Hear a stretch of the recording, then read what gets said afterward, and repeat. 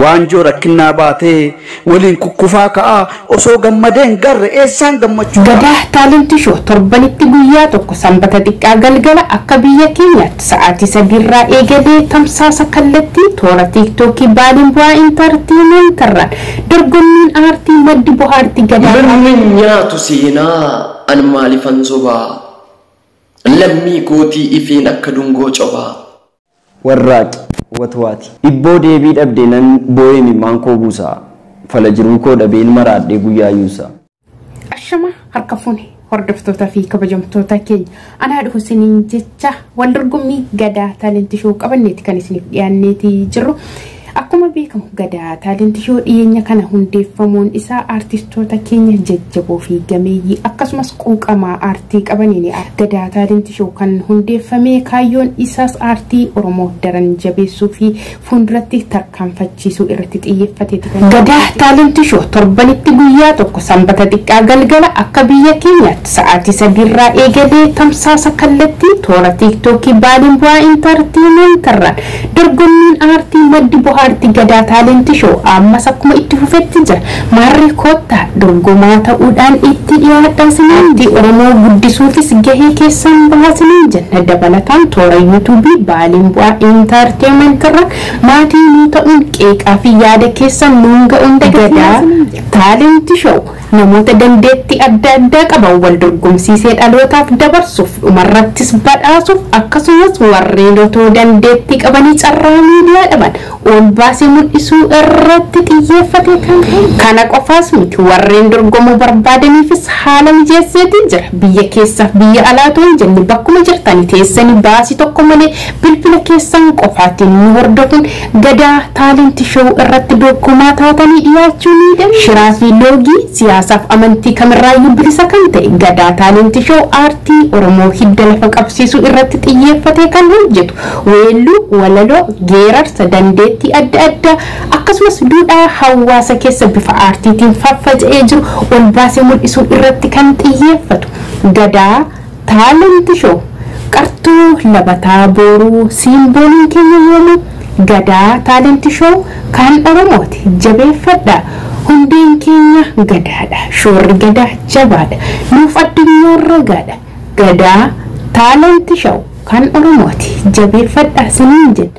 Waldorgommii gadaa taalentii shoo kan yeroo jalqaba marsaa arfaffaarra jira obboloota keenya dorgomaniif carraa gaarii isiniif hawwa amma gamanumaan gara walalootan isin dabarsa isinis walaloo sana dhaggeeffatanii yaada keessan barreessitu isin biratti eenyutu tokkoffaadha eenyutu lammaffaadha kan jedhu harka dhibbarraa harki 60 murtoo uummataati waan ta'eef isinis yaada keessan nurraa hin qusatinaa jalqabarratti walaloo kan isin biraan ga'u obboleessa keenya gammachuu tashitaati carraa gaarii. Maqaan koo gammachuudha garuu nyaara koon hiiku waamsaaf awwaadha malee guddoos gammadeen beeku. Gaddaaf gadadoo waliin michuu ta'ee jiraataa gammachuu yoo jedhanii namni akkamiin awwaata. Waanjoo rakkinaa baatee waliin kukkufaa ka'aa osoo gammadeen garre eessaan gammachuu ta'a. Kanaafuu nattaafu hanga gammachuu ta'ee maqichaan wal fakkaadhu maqaa anan fakkaanne hadhattiin awwaadhu. Hamma maqaa hanqadhee hamileen koo na cabee kan gammachuu naan jedhuuf gaafa gammachuu dhabe. Danda'u tattaafadhee maqaa kootti qixxaaya dadhabummoo mulqadhee maqaa san lafa kaaya. Kanaafuu eenyummaan nama tokkoo gocha isaatiin ibsama warri na waamuu feetanii gocha kootiin na waama. Isa fuggisoon taane gita eenyummaa kootii malee ta'uun barbaadu garbicha maqaan mootii. Isa ergatee hin beekne kan ergamaa jiraatu isa gaaf mooti jedhan afaan banee awwaatu. Mootii hunduu ergatu waamee halkanii guyyaa mootii san ta'uu mannaa maqaa dhabuunaaf wayya.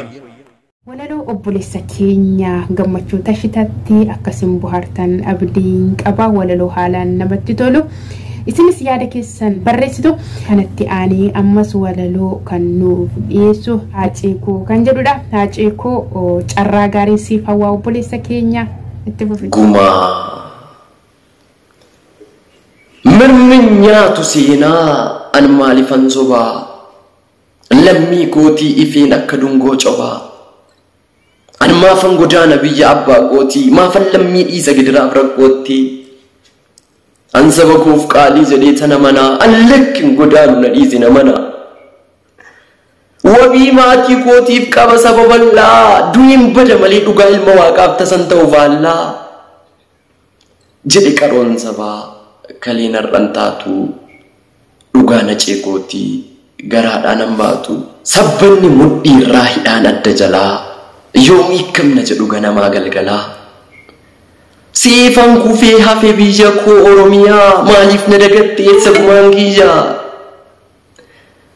eessa lammiin koo obsaan eegeen dhabee dhugaan koo yaa qomoo eessatti awwaallamee jedhee nu gaafatee dhabne dhugaa qaalii gooftaa suma qabnaa ati nu gargaari. Walaloo obboleessa keenya Haaceetti dhaggeeffanne kan walitti deebinee walaloo hedduu namatti toluu fi soora qalbii namaa gabbisudha. Isinis akkasiin itti bohaartan abdii guddaan qaba. Lakkoofsi gamme 01 lakkoofsi Haacee 02 akkas jedhee itti fufa waan ta'eef isin biratti eenyutu tokkoffaadha. Seeraan qalbeeffadha caqasaati. Yaada keessan nu barreessaa isiniin jenna. Dorgomtoota keenyaan carraa gaarii isiniin jecha ammas walaloo obboleessa keenya Waadaa Geetaachooti kan itti aanu duwwaa 5 lakkoofsi Waadaa Geetaachoo carraa gaarii siif hawwa Waadaa.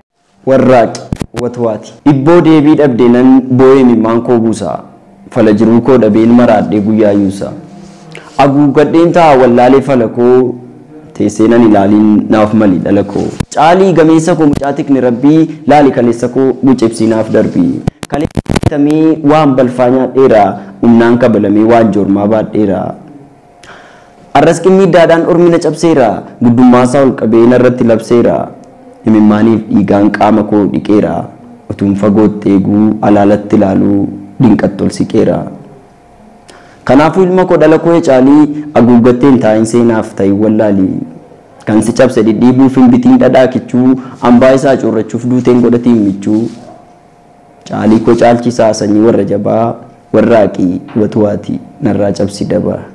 Hordoftoota fi kabajamtoota keenya walaloo Waadaa Geetaachoo dhaggeeffannee walitti deebineetii jirra. Walaloo ajaa'ibaati, walaloo hedduu namatti tolu. Isinis yaada kana dhaggeeffattanii eenyutu tokkoffaadha eenyutu lammaffaadha kan jedhu nu barreessuu hin dagatina. Harka dhibbarraa harki 60 murtoo uummataati waan ta'eef eenyutu tokkoffaadha eenyutu lammaffaadha eenyutu sadaffaadha isa jedhu walaloo kanarraa hubattanii isinis koodii isaaniitiin as jalatti nuuf barreessitu isiniin jenna. Inni hafemoo murtoo ogeeyyota abbootiin murtii Gadaa Taalentii Shoodha waan ta'eef dhugaa dubbachuuf walaloo hedduu namatti toludha. Walaloo obboloota keenya kan hunduma isaaniiyyuu haa ta'u garuu dorgommii waan ta'eef tokko filamuun dirqama waan ta'eef malee walaloo hedduu namatti tolu. Hordoftoota fi kabajamtoota keenya sagantaan keenya kan har'aaf qabannee isiniif dhiyaannee kana fakkaata. Qophii kana qopheessee kan isin biraan ga'aa ture abbootii murtii Gadaa Taalentii Shoo artistoota keenyaan galatoomaa jecha anis kan isin faana ture Lalistuu Abdiisaati. Qophii wal fakkaataa sagantaa biraatiin hanga walitti deebinutti torban gaarii.